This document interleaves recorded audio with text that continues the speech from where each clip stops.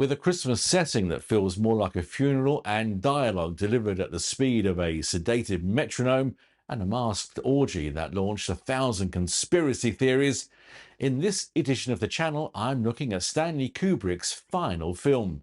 Now, was this a slow burn psychological masterpiece or 2.5 hours of Tom Cruise walking in and out of rooms?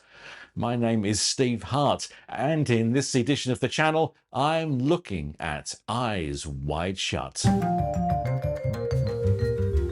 Made by the famously meticulous Stanley Kubrick and starring then real-life power couple Tom Cruise and Nicole Kidman, the film was shot almost entirely in England, despite being set in New York.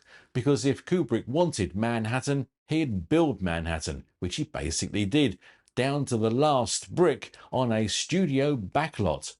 Now, based loosely on a 1926 novella by Arthur Schnitzler, the film follows Dr. Bill Harford, a man who discovers that wealth, status and a medical degree are no defense against jealousy.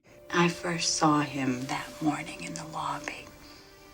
He glanced at me as he walked past, just a glance. But I could hardly move. And with that small confession, Bill goes off in a huff and stumbles into a depraved nocturnal underworld thanks to a pianist friend and a not-so-secret password. What follows is less plot and more drift.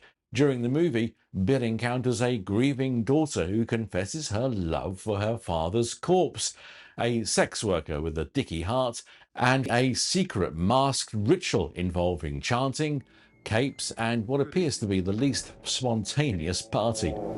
Password, sir? Fidelia. Thank you, sir. The infamous mansion sequence shot at Mentmore Towers became the film's defining image. Masked figures, anonymous elites, ritual, lingering, menace, and for many viewers, the moment the internet began connecting dots that perhaps weren't there. Because when Jeffrey Epstein was later exposed as running a trafficking ring involving wealthy and powerful men, viewers looked back at Eyes Wide Shut, pointed at the screen and said, "Hang on a minute." There's no evidence linking the film to Epstein, of course, but the visual parallels were enough to get tongues wagging worldwide. Sometimes a masked ball is just a masked ball. Please, come forward. What the hell did you think you were doing?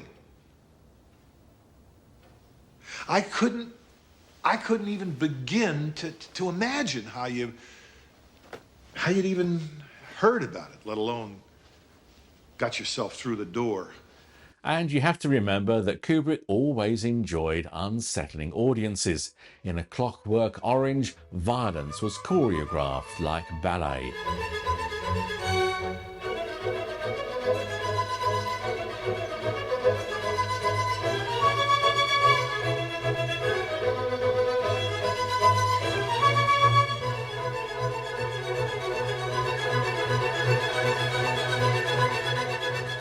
And The Shining became psychological frostbite. And in Eyes Wide Shut, well, there's no blood, just bruised egos, and then there's Nicole Kidman.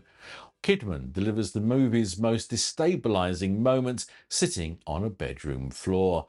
No masks, no chanting, no secret passwords, just a confession.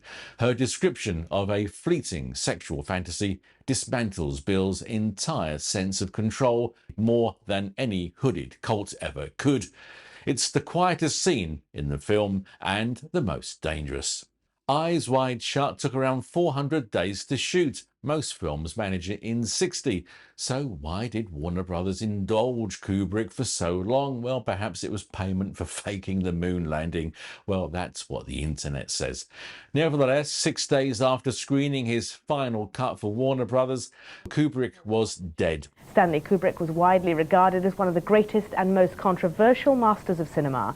He'd just finished what was to be his last film, Eyes Wide Shut. Officially a heart attack, he died in his sleep on 7th of March 1999, aged 70. To some, that timing is suspicious. To others, it's what happens when an obsessive perfectionist spends more than a year filming a project that required 95 takes just to capture Tom Cruise walking through a doorway. But Kubrick's reputation for secrecy, combined with a film about secret elites, proved irresistible fuel for conspiracy forums. And Eyes Wide Shut became not just a film, but a cipher, examined and scrutinized with all sorts looking for clues and a pizza. Who do you think those people were? Those were not just ordinary people there. If I told you their names, I'm not going to tell you their names, but if I did, I don't think you'd sleep so well. And the ending? Well, after 2 hours of paranoia and whispered threats, Alice says there's something very important they need to do as soon as possible. Eyes Wide Shut divided critics in 1999. Some called it cold, others called it genius, some thought it was simply boring. I called it indulgent and a strangely fitting swan song. Was it ahead of its time? No. Misunderstood? Yes. Or was it the case that after 400 days of shooting, Kubrick simply lost his way in the edit suite? And as for conspiracy theories, well, sometimes the most unsettling thing isn't a secret society, it's plain old honesty. They did a bad, bad thing. They did a bad, bad. You've been watching the channel. If you've seen Eyes Wide Shut, then let me know. Is it a masterpiece or a meander? Add your comments below. Click like, subscribe and share the channel if you can. I'd really appreciate it. My name is Steve Hart and I'll see you next time.